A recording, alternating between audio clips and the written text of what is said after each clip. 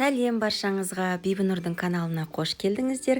Бүгін сіздермен анамның рецептісі бойынша етті бәліш дайындаймыз. Әуелі салмасын дайындап аламыз. 600 грамм қойдың етін ұсақтап турап, оған 300 грамм пияз, 12 грамм тұз және 1 шай қасық қара бұрыш қостым. Қалауыңызша қоспасына асқабақ, орамжапырақ, картоп қоссаңыз да болады. Мен тек еттен дайындадым. Ал енді қамыр дайындауға кірісейік. Жарты кесе суға 2 шай қасық дрожжи, 2 шай қасық қант қосамыз. Бетін жауып 10 минут тындырамыз.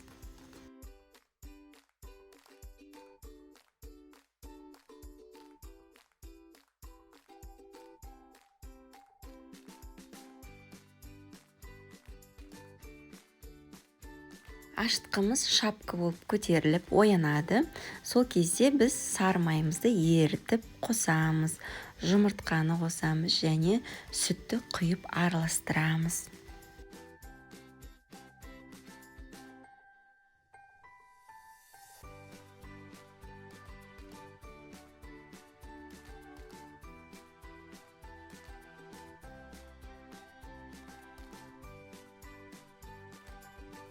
Араластырып болғаннан кейін ұнымызды қосамыз. Әуелі 500 граммын қосыңыз, араластырыңыз, кішкене иін қандырыңыз, содан кейін барып 50 граммын қосыңыз. Дәл видеодағыдай.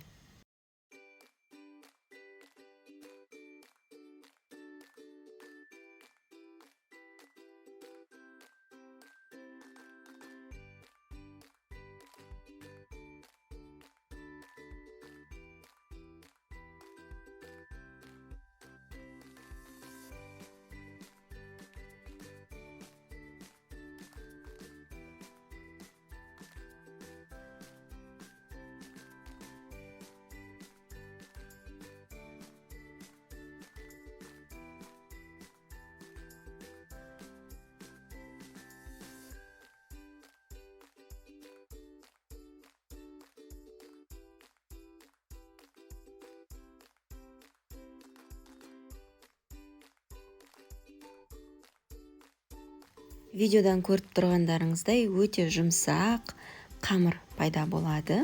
Артық көп ұн қоспаңыз. Дәл осылай жасасаңыз, ұн негізі жеткілікті. Дәл осы қамырмен бауырсақ пісіруіңізге болады.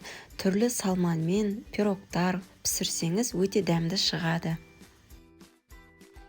Қамырды 1 сағат көтерілуге қойыңыз. 1 сағаттан кейін қайтадан басыңыз және жарты сағаттан кейін көтерілген қамырмен түрлі тағамдарыңызды пісіре берсеңіз болады. Мінекей менің қамырым дайын болды. Пирогты жинақтау үшін мен 2-ге бөлдім. Біреуі үлкендеу, біреуі кішкентай. Видеодан қараңыз мөлшерін.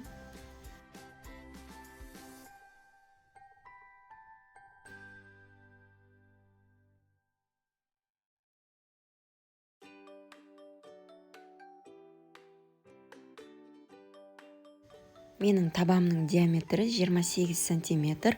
Астына пергамент қағазын төседім. Егер пергамент қағазы болмаса, май жағуға да болады, ештеңе етпейді.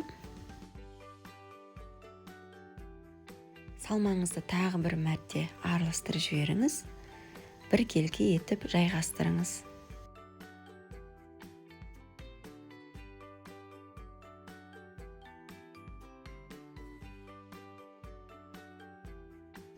Екінші кішілеу қамырды жұқалап елеймін.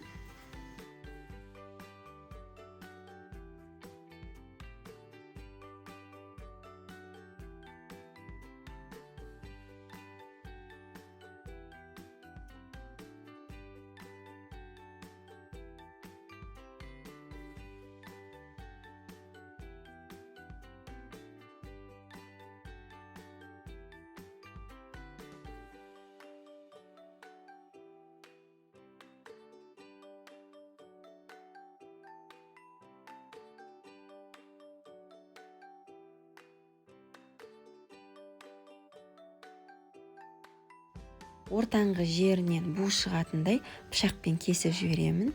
Кішкене тек кесіңіз.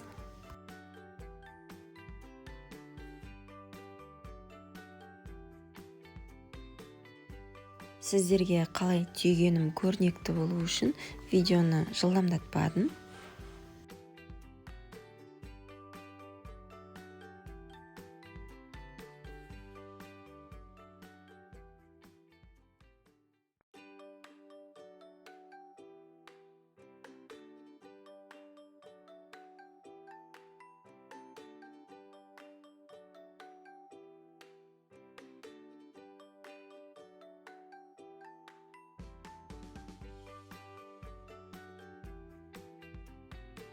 Менен шағын импровизация, шетінен қалған қамырларды мен ромашкаға айналдырып жібердім.